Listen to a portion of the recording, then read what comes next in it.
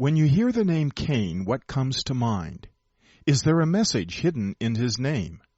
We will explore this in depth, coming right up. Accompany me as we heed the words of the prophet Jeremiah and the apostle John. Join me as we investigate the sacred pages of the ancient prophetic text we call the Old Testament in search of Messiah.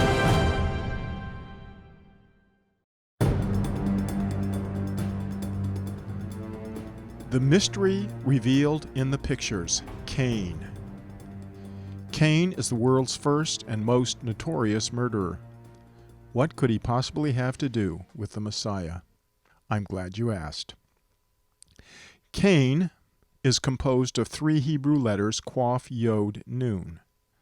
Let's investigate the mysteries revealed by the pictures and numbers in these 3 Hebrew letters. Following on the heels of the promise made to Eve in Genesis 3:15, that a deliverer would come through her seed, we learn that a child is about to be born. The fresh promise from God that salvation and restoration would come through the seed of Eve must have filled Eve with buoyant hope. She would bear a son. Could he be the promised one? Cain was the first child born on earth, the first creature that was not fashioned by God as a result of a direct creative act, but rather the offspring of Adam. They named him Cain, and he was destined to be a prince among men, the very first son of Adam. His name was a testimony to the promise that was continually on the minds of both Adam and Eve. When would the deliverer come? When would the curse of sin be removed? Soon after Cain was born, Eve bore a second son. Could he be the promised one? They named him Abel. It was immediately apparent to Adam and Eve that Abel had a heart for God. 2 sons, 1 promise. The odds seemed favorable to Adam and Eve, and I am sure they hoped that through one of these boys might come the fulfillment of the promise that would put an end to the thorns and the thistles that had become the ever-present sign that they were no longer living in the Garden of Eden. As it turned out, these boys were not from the seed of Eve. They were Adam's sons and carried in their very nature the corruption of Adam's seed. The nuances of the promise made to Eve, as recorded in Genesis 3:15, that it would be through her seed, had probably not penetrated her hopeful and expectant mind. It was a mystery that would unfold in time, and as it turned out, lots of time. The insidious nature of the corrupting inheritance of sin all came into tragic focus when Cain killed his brother Abel. Consider the name of Cain in light of the biblical account, and you will be stunned by the meaning of the name that was also a prophecy. There is much that could have been interpreted as hopeful in the name of Cain and his numbers. Instead, it turned out to be a moniker of death, failure, abandonment, and the mark of the serpent. There is also a great lesson for us as we continue on with the most amazing inquiry into the promised Messiah.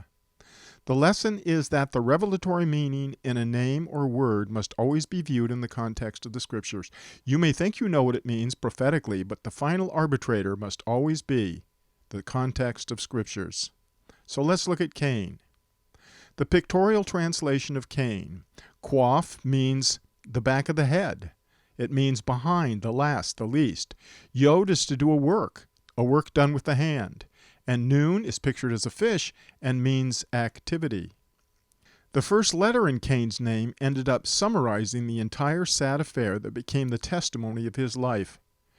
God had graciously interceded into the bitterness that was building up in the life of Cain with a warning that sin was crouching at the door. The roaring lion was waiting to devour its prey. Qaf is pictured as the back of the head. When do you see the back of someone's head? You see it when you're following them or when they are leaving.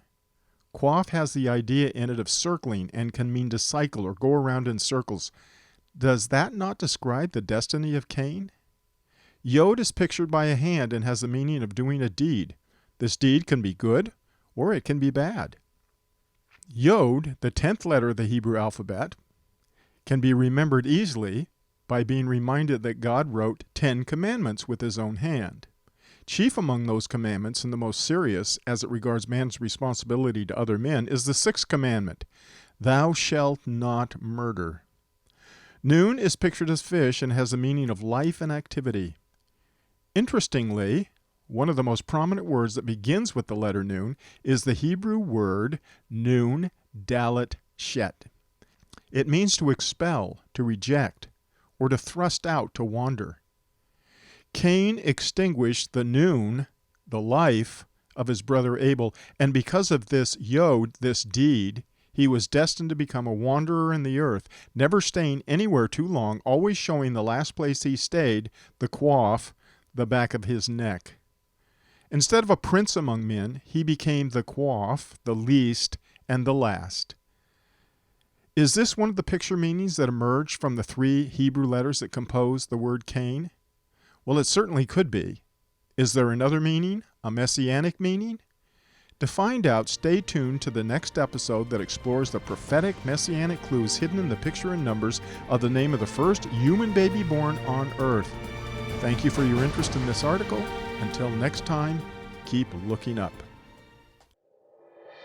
Thank you for taking the time to listen to this Hebrew word study.